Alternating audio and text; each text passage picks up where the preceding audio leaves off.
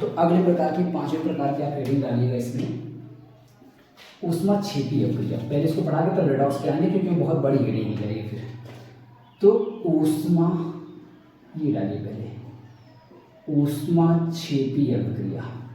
ऊष्माक्षेपी अभिक्रिया क्या होती है, इसको इंग्लिश में हम क्या कहते हैं, तो ऊष्माक्षेपी को हम लोग कहते हैं एक्सोथर्मिक, इंग्लिश में एक्सोथर्मिक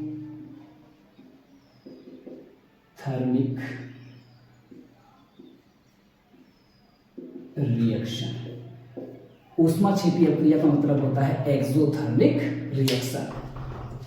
एक्सोथर्मिक रिएक्शन क्या होता है, अगर आपको याद होगा, इसको मैं उदाहरण से समझाने का आपको प्रयास करता हूं। तो अगर आपको याद होगा तो मैंने चूने की कहानी आपको एक दिन बताया था कि जो हम लोग मार्केट से लेकर के आते हैं, तो मार्केट से लेकर के आते हैं तो उसका जो सूत्र होता है उस चूने का, उसको हम लोग कहते हैं CaO कहते हैं। CaO का जो पूरा नाम होता है उसको हम लोग कहते हैं कैल्शियम ऑक्साइड, कैल्शियम ऑक्साइड कहा जाता है, कैल्शियम ऑक्साइड। इसी का दूसरा नाम भी होता है बिना बुझा चूना, बिना बुझा हुआ चूना कहते हैं। तो कैल्शियम ऑक्साइड या बिना बुझा हुआ चूना कहते हैं। जैसे इसको आप ला करके पानी में यानी कि जल में डालते हैं, बाल्टी में आप देखेंगे जल लेकर, कभी कभी आपके घर में चूने की पुताई जरूर हुई होगी, तो चूना आप मार्केट से पाउडर के रूप में लेकर के आएंगे। उसको जैसे ही आप जल में डालेंगे, पानी में डालेंगे, पानी में डालने के बाद थोड़ी देर बाद आप महसूस करेंगे कि जो बाल्टी होती है अपने आप पूरी तरह से हीट हो जाती है, गर्म हो जाती है। इवन अगर आप ज़्यादा चूना डालें तो पूरा बुलबुला निकलने लग जाता है, ऐसा आप जरूर देखे होंगे। तो ऐसा क्यों हुआ, कैसे हुआ कि इसमें जैसे ही कैल्शियम ऑक्साइड को पानी में डाला गया, वैसे ही आप देख रहे हैं कि बहुत सारी ऊष्मा निकलने लग गई। पूरा एकदम जो विलेन था, पूरा जो बाल्टी थी एकदम गर्म हो गई, बुलबुला छोड़ने लग गई अपने आप, बिना अलग से उसको गर्म किए। यानी कि जो इसमें बनता है प्रोडक्ट वो बनता है CaOH का ट्वाइस, CaOH का ट्वाइस बन गया, जिसको हम लोग कहते हैं कैल्शियम हाइड्रोक्साइड बन गया, कैल्शियम हाइड्रोक्साइड बन गया, जिसको हम लोग बुझा हुआ चूना भी कहते हैं, जिसको हम लोग बुझा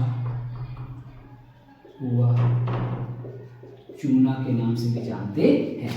और प्लस में बहुत सारी ऊष्मा निकलती है। तो वे रासायनिक अभिक्रियाएं जिनमें बिना ऊष्मा दिए, बिना उसको गर्म किए, बिना उसको हीट किए, अपने आप अभिक्रिया होने के बाद उसमें से बहुत सारी ऊष्मा निकलने लग जाए, गर्मी निकलने लग जाए, उबलने लग जाए, इस प्रकार की अभिक्रियाओं को ही कहा जाता है ऊष्माक्षेपी अभिक्रिया। क्योंकि ऊष्माक्षेपी का मतलब होता है कि वे रासायनिक अभिक्रियाएं जिसमें से ऊष्मा निकलती है, तो ये हम लोग को यहाँ पे लिखना भी है, वे रासायनिक अभिक्रियाएं जिसमें से ऊष्मा निकलती है, वे, मैं फिर से लिख दे रहा हूँ, मिट गया है, वे रासायनिक, तो वे रासायनिक अभिक्रियाएं जिसमें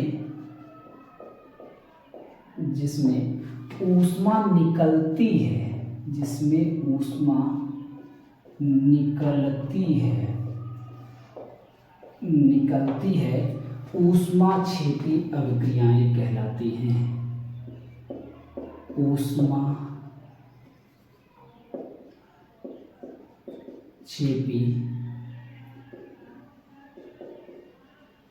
अभिक्रियाएं कहलाती हैं।